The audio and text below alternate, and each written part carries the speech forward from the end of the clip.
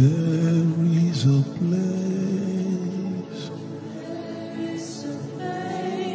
that I love to dwell. Is the presence of my Father.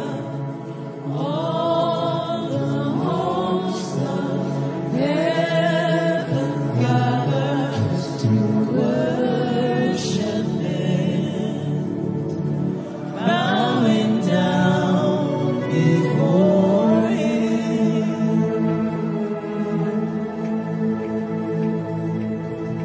There is a place that I love to dwell.